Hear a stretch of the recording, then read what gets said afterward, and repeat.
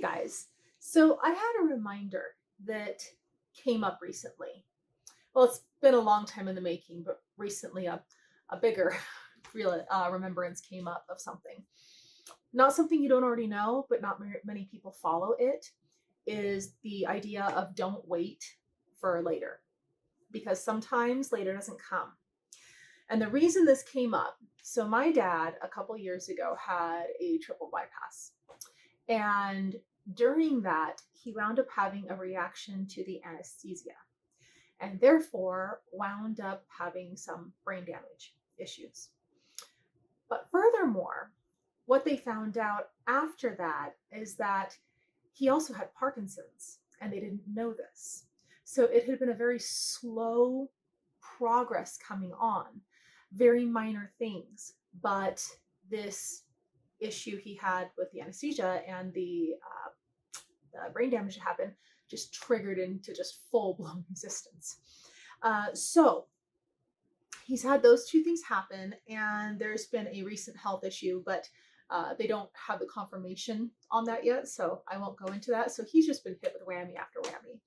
But here's the thing, my dad, I always called him a modern day philosopher because he was so deep in the way he thought and the conversations I could have with him. So I could talk to him about philosophy, the meaning of life, is there purpose, and a lot of just random what ifs. But I could delve deeply into all these conversations with him.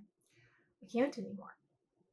I mean, sure, I could talk to him, but he can't really respond back with a lot of it because he has a hard time speaking now.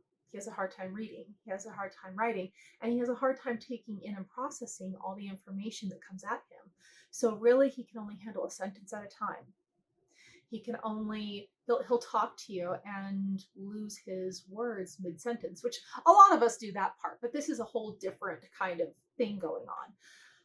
But what it makes me think of with him dealing with this, barely able to walk very far and not talk or read or speak very well, even, this man was, he had such a wonderful mind and could have great conversations. He had so much wisdom and he was kind and loving, always had a smile for people. He had a very kind outlook on the world. And now he can't really express that anymore.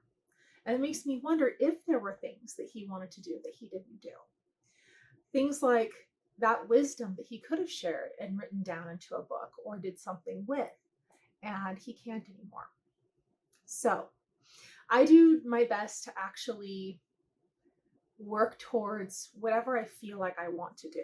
I don't tend to really wait, but it did make me look at it and go, wow, maybe I need to move a little bit more on some of these things that I'm thinking of doing. Light a little bit of a fire under my ass. So this is just my reminder to you.